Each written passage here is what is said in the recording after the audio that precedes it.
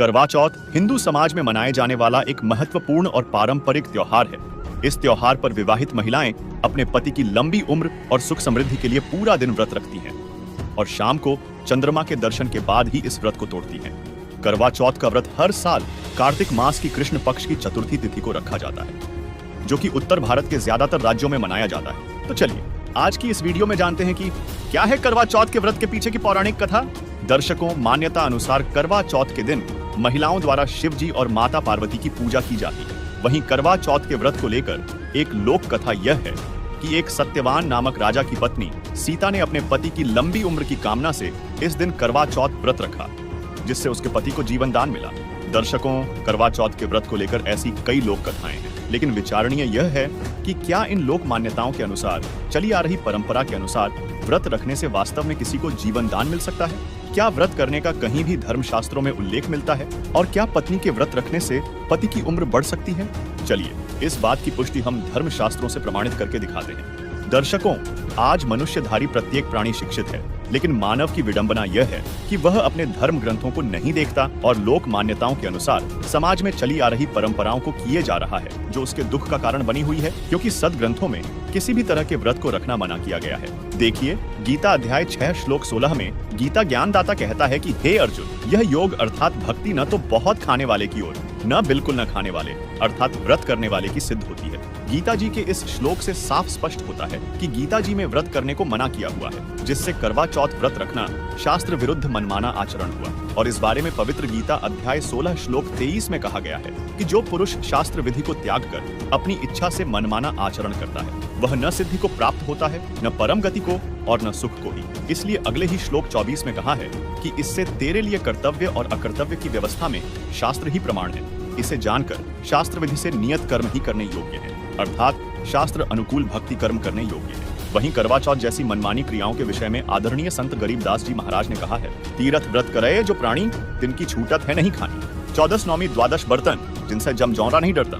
करें एकादशी संजम सोई, करवा चौथ गदहरी हुई। 8 सातें करें कंदूरी, सो तो जन्म धारें सूरी। कहे जो करुआ चौथी कहानी, तास गदहरी निश्चय जानी।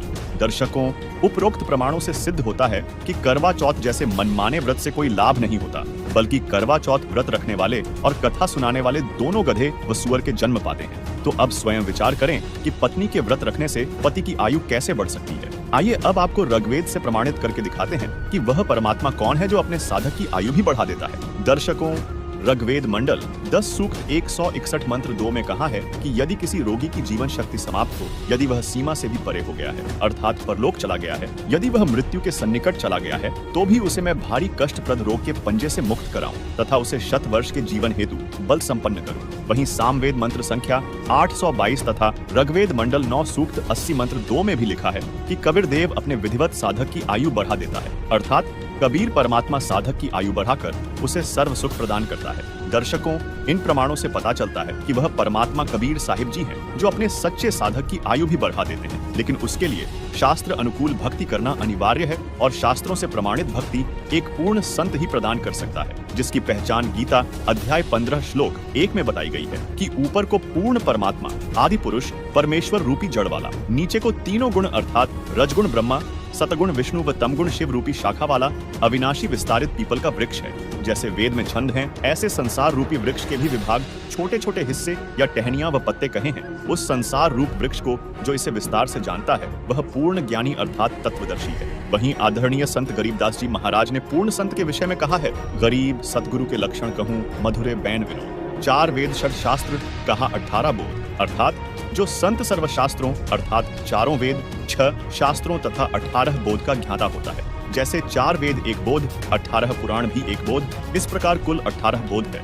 उनको जानने वाला शास्त्रों के आधार से भक्ति विधि तथा ज्ञान बताता है। वह सतगुरु यानी पूर्ण संत होता है और वर्तमान में इन सभी लक्षणों से परिपूर्ण केवल एकमात्र पूर्ण संत सतगुरु रामपाल जी महाराज हैं, जो सभी धर्म शास्त्रों से प्रमाणित शास्त्र अनुकूल भक्ति प्रदान कर रहे हैं। अतः आपसे निवेदन है कि पूर्ण परमात्मा की शास्त्र अनुकूल भक्ति को जानने के लिए संत रामपाल जी महाराज ऐप डाउनलोड करें।